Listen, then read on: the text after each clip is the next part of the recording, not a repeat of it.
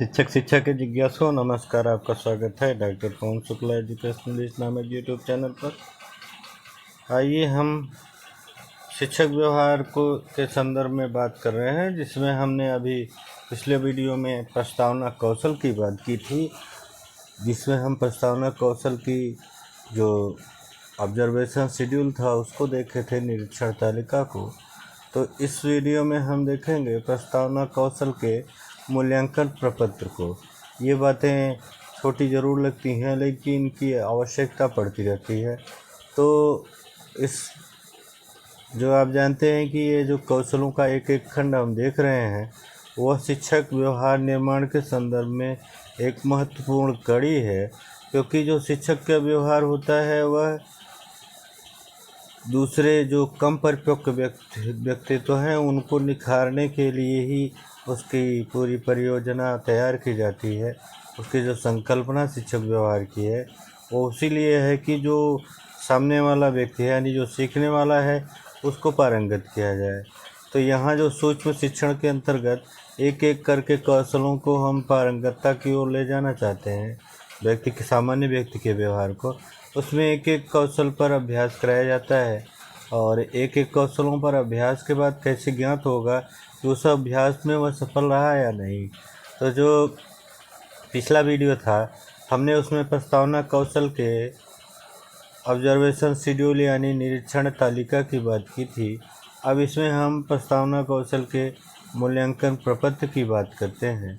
तो ये आपके सामने एक एग्जाम्पल के तौर पे स्किल ऑफ इंट्रोडक्शन का जो इवैल्यूएशन शेड्यूल है, ये आप पत्रक है, उसके सामने आपके सामने यहाँ प्रपत्र प्रस्तुत है। इसमें क्या जाता है, इसमें देखिए यहाँ पर छात्राध्यापक का नाम लिखा जाएगा, यानी जो ट्रेनिंग करने वाला उसका नाम, उसका क्रमांक लिखा जाएगा, अनुक्रमांक, और जो पढ़ा रहा है पाठ का शीर्षक इसमें लिखा जाएगा। उसके बाद कौन सी कक्षा को पढ़ा रहा है वो यहाँ लिखा जाएगा।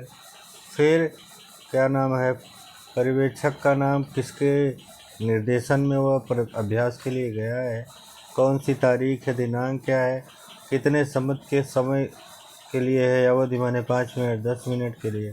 और एक बात और यहाँ महत्वपूर्ण देखने के लिए है आपको कि पाठ है या पुनर्पाठ है, क्योंकि आप जानते हैं कि एक सूक्ष्म शिक्षण के जो कौशल हैं उस पर आशा की जाती है एक पाठ और एक पुनर्पाठ में आप पारंगत हो जाएंगे।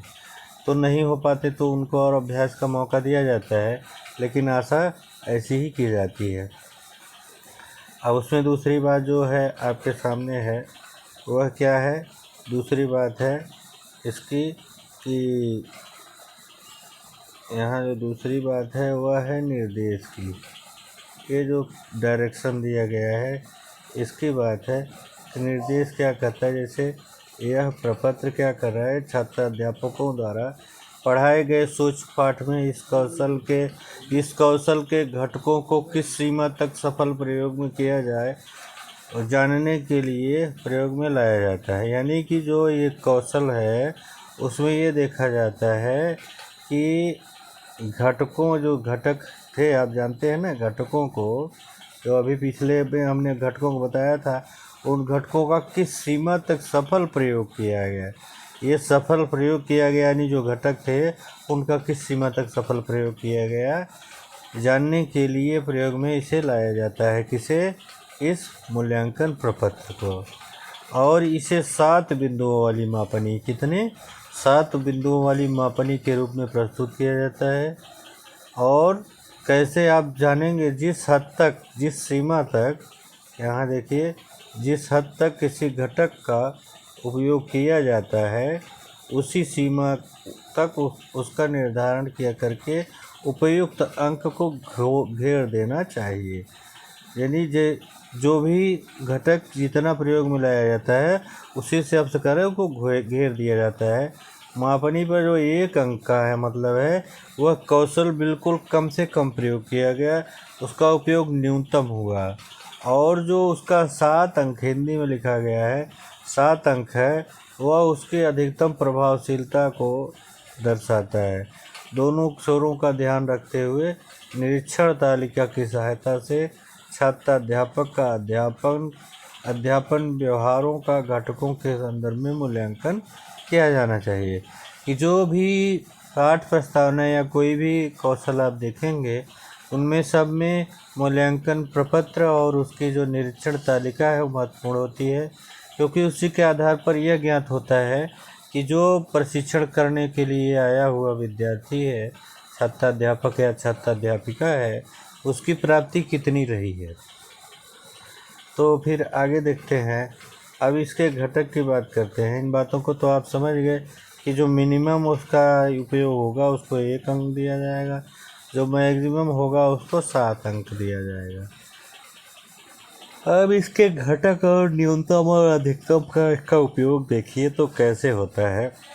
यहाँ पर चलते हैं जरा सा। पहला क्या है, शिक्षक ने छात्रों के पूर्व ज्ञान का उपयोग किया। शिक्षक ने छात्रों के पूर्व ज्ञान का उपयोग किया। अब जो शिक्षक था उसके साथ प्रस्तावना कौशल में पहली आशा की जाती है वो विद्यार्थियों के पूर्व ज्ञान का उपयोग किया गया। अब वह कितना किया उसको आपको देखना है, 1 से लेकर के 7 तक।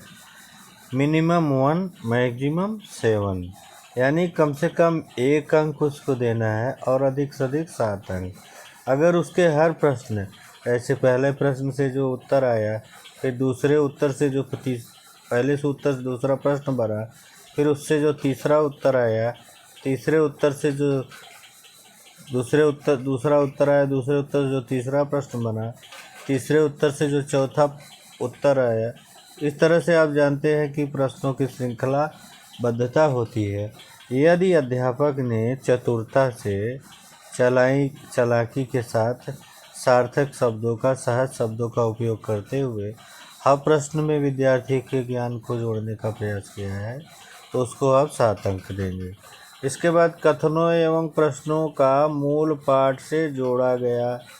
अब जो कथन और प्रश्न थे उनको मूल पाठ से जोड़ा गया कि नहीं, अब कितनी बार जोड़ा गया। कुछ बातें हो सकती हैं कि हम प्रस्तावना निकालते समय कथन और प्रश्न, जैसे 5 प्रश्न तक प्रस्तावना निकालते हैं तो 1-2 प्रश्न तक हमारे ऐसे ही जा सकते हैं। उसके बाद हो सकता है हम उसमें अपने मूल विषय को जोड़ सकें। तो अब उसमें देखेंगे कि 1 से लेकर के 7 तक कितना है उतना दे देंगे। शिक्षक कथन श्रृंखलाबद्ध थे। इस बात पर आपको विशेष गौर करना होगा, क्योंकि प्रस्तावना कौशल पूरी तरह से यह अनिवार्य अपेक्षा रखती है छात्र अध्यापक से कि जो पहला प्रश्न ये जो बना है, अभी मैंने बनाया, इसको आपने ध्यान नहीं दिया होगा इस कॉलम को, ये पहले प्रश्न से दूसरे का उत्तर, पहले प्रश्न से जो उत्तर आएगा उसी उत्तर से दूसरा प्रश्न बनेगा, और दूसरा प्रश्न जो बनेगा उसी का वो उत्तर जो आएगा उससे तीसरा प्रश्न बनेगा, और फिर इसका जो उत्तर आएगा उससे अगला प्रश्न बनेगा। यह बात बताती है कि यहाँ श्रृंखलाबद्धता है। तब अगर हमें श्रृंखलाबद्धता है तो आप बिना कुछ सोचे समझे 7 दे देंगे। इसके बाद समुचित उपकरणों साधनों का उपयोग कितना किया गया, ऑडियो विजुअल एड्स का या फिर वास्तविक वस्तुओं का कितना उपयोग किया गया। 5 से 10 मिनट का ही समय है, तो जितने कथन है वो कितना उसका उपयोग किया गया है इसको आप देखेंगे। उसके बाद यहाँ 1 से 7 तक जो किया गया देंगे। शिक्षक छात्रों का ध्यान आकर्षित कर सका। शिक्षक किस तरह से छात्रों का ध्यान अपनी ओर आकर्षित कर सका, इस पर भी ध्यान देखना है कि पता चले कि शिक्षक बोलते जा रहे हैं और छात्र आपस में बात कर रहे हैं, या फिर सुन नहीं रहे हैं, कहा अपने मन से चल रहे हैं। तो इस तरह से इनका ध्यान देना पड़ेगा। अगली बात है कि छात्रों को मोटिवेट किया गया, प्रेरित किया गया। कितनी मात्रा में किया गया, यहाँ देखिए 1 से 7 तक के अंक दिए हैं। जितने में किया गया उसको आप दिखाएंगे। शिक्षक ने उत्साहपूर्वक प्रस्तावना को प्रस्तुत किया। अब शिक्षक द्वारा जो प्रस्तावना प्रस्तुत की गई उसमें कितना उत्साह था यह भी आपको यहाँ देखना होगा। तो उस उत्साह के आधार पर आगे बढ़ेंगे और देखेंगे कि कितना उसको दिया जाए 1 से 7 तक। तो 1 से 7 तक यहाँ आप देते जाएंगे। इस तरह से आगे बढ़ेंगे। 1 से 7 से देने के बाद इसमें अब ये आपका पूरा 8 कथन आपके सामने है और 8 कथन की यहाँ 1 से 8 तक जो दिया गया है रेटिंग आप यहाँ करेंगे न्यूनतम और अधिकतम में। उसके बाद आलोचना, कोई सुझाव होगी या कोई कमी आप देखते हैं तो यहाँ लिखेंगे एक शिक्षक के तौर पे। भले आप सहपाठी हैं लेकिन आप पर्यवेक्षक के तौर पे देखिए।